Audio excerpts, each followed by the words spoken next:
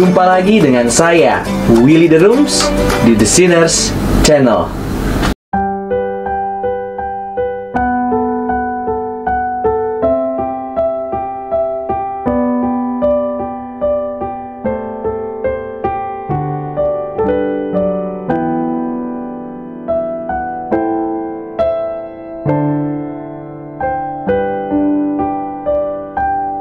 Bunyi bel dan lonceng yang memberitakan bahwa di kota Daud Kristus telah lahir. Lahirnya dan matinya memberiku hidup kekal. Di situ di palungan Kristus telah lahir. Allah utus anaknya lahir bagi manusia, rela datang ke dunia memberikan hidup kekalnya. Bunyi bel dan lonceng yang memberitakan bahwa Dia telah lahir, kini tetap hiduplah.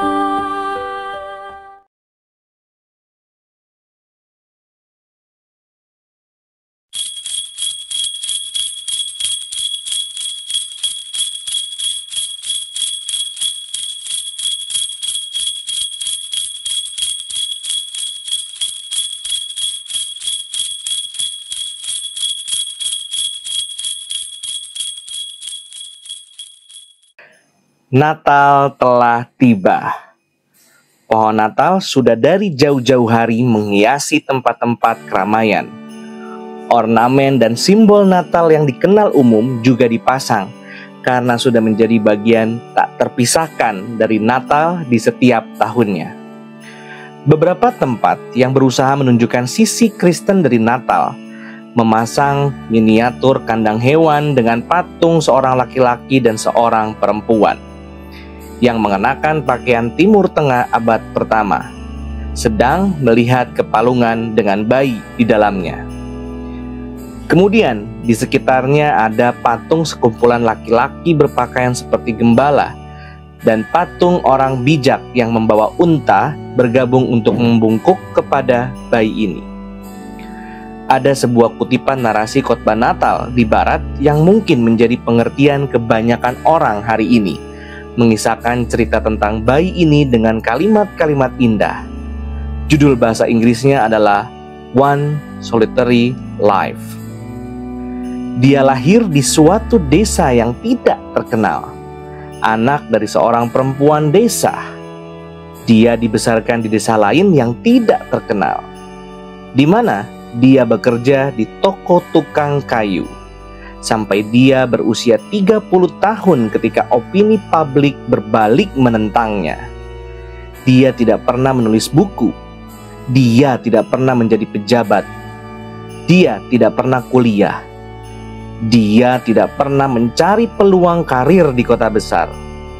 Dia tidak pernah melakukan perjalanan lebih dari 200 mil dari tempat dia dilahirkan.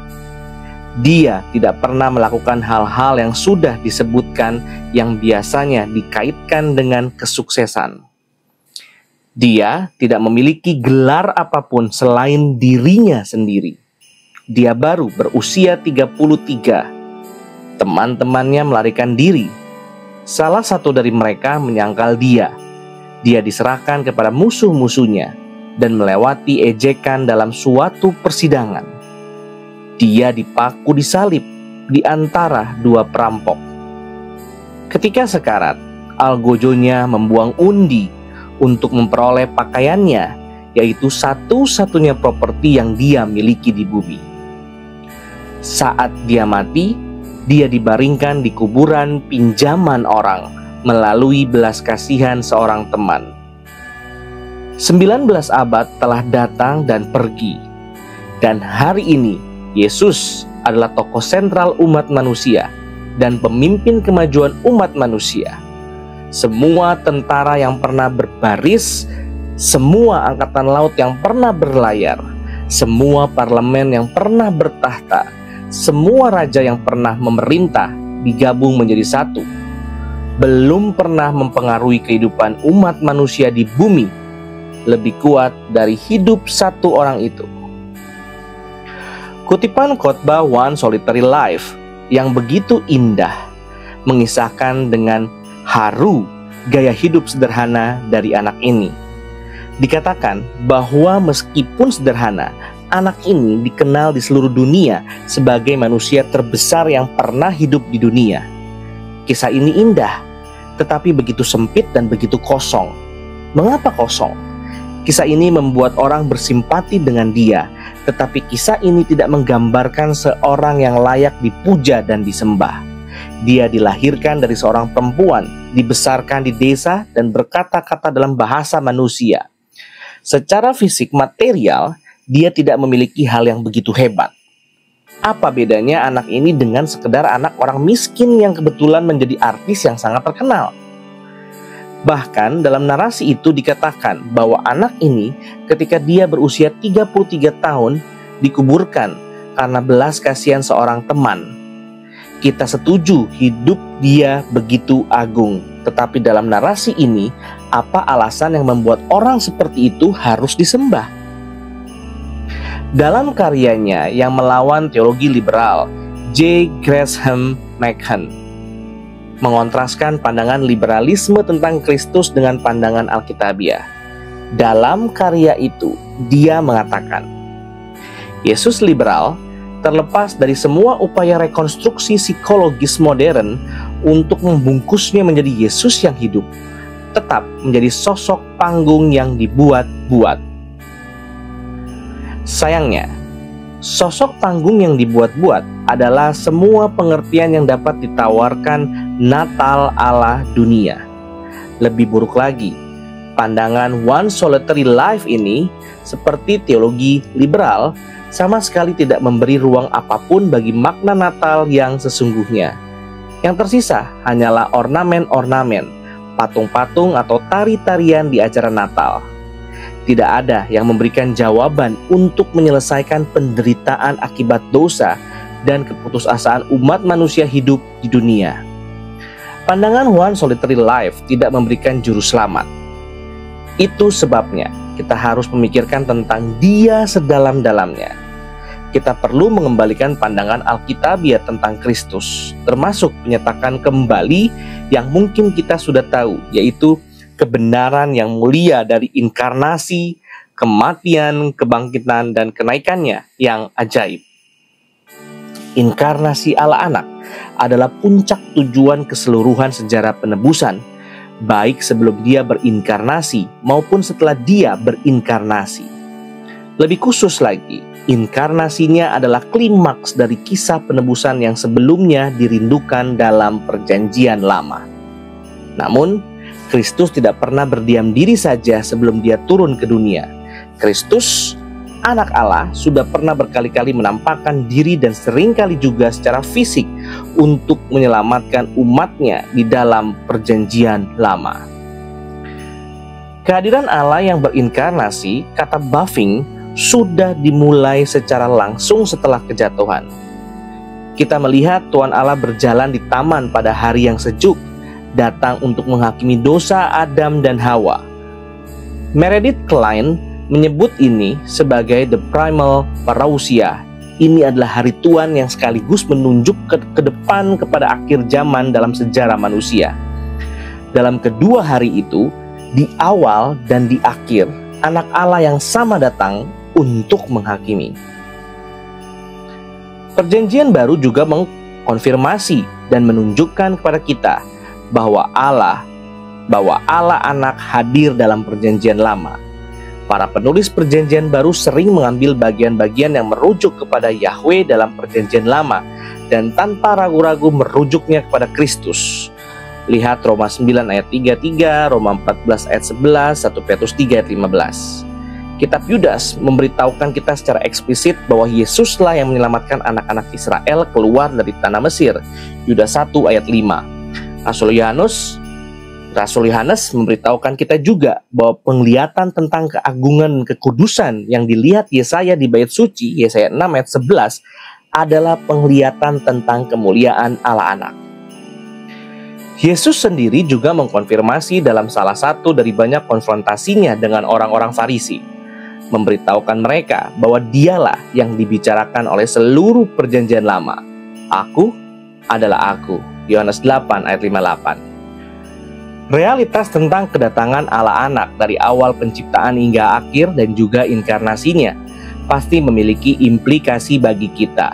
Misalnya, untuk menjawab kritik yang populer diucapkan, yaitu bahwa Allah dalam perjanjian lama adalah Allah yang kejam dan pendendam. Pernyataan ini adalah pernyataan yang bertentangan dengan prinsip bahwa Allah Anak adalah fokus penantian dalam perjanjian lama. Richard Dawkins dengan angkuh mengatakannya seperti ini. Allah dalam perjanjian lama bisa dibilang adalah karakter yang paling tidak layak untuk diceritakan dalam semua cerita fiksi yang ada. Karakternya adalah tukang cemburu dan bahkan bangga mengakui hal itu, tidak adil, pengontrol yang tidak punya belas kasih, pendendam, haus darah, rasis, pembunuh bayi, genosida, megalomania, sadomasokistik, dan tukang bully. Dawkins tentu punya alasan yang rumit bagi kita tentang mengapa ia berpikir secara demikian tentang Allah. Tetapi menarik untuk kita lihat bagaimana tanggapan Dawkins jika dia menyadari bahwa Allah dalam perjanjian lama adalah Allah yang sama yang diumumkan oleh para malaikat pada Natal pertama itu. Scott Oliphant mengatakan bahwa apologetika kita tidak akan kuat ataupun masuk akal secara teologis kepada orang yang mempertanyakan iman kita, kecuali mampu menunjukkan kontinuitas penebusan Allah di sepanjang sejarah manusia. Allah Anak menderita sehingga penderitaan suatu hari akan berhenti. Dalam segala kesesakan kita, Dia turut merasakannya. Yesaya 63 ayat 9. Tidakkah fokus kepada Allah Anak yang merendahkan diri sepanjang sejarah penebusan telah menunjukkan kepada kita kebenaran Allah yang begitu indah? Allah apapun tidak merendahkan diri seperti Allah Tritunggal yang dinyatakan dalam Alkitab dan tidak mungkin menjadi Allah sejati yang layak disembah. Saat kita menghadapi perdebatan dan diskusi menjawab keberatan orang lain tentang siapakah Allah itu, apakah Dia ada dan peduli dengan kesulitan dunia ini? Seperti apa karakternya? Kita seharusnya bisa menolong mereka untuk mengenali bahwa Dia yang datang, yang merendahkan dirinya dengan mengambil natur manusia, adalah pribadi yang sama yang secara aktif hadir secara fisik ke dalam dunia untuk menebus orang berdosa untuk dirinya sendiri sejak saat dosa masuk ke dalam dunia. Sama seperti anak-anak kecil yang menerima paket kado yang dibungkus rapi dan ditaruh di bawah pohon, yang dengan cemas menunggu hari ketika kado itu dapat dibuka.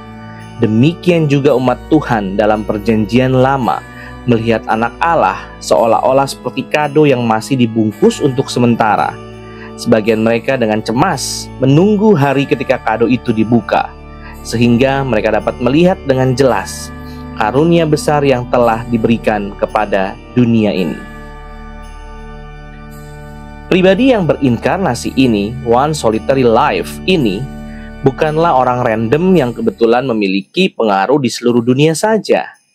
Dia sungguh adalah anak Allah yang merendahkan diri untuk menebus sejak Kejadian 3 sampai akhir zaman.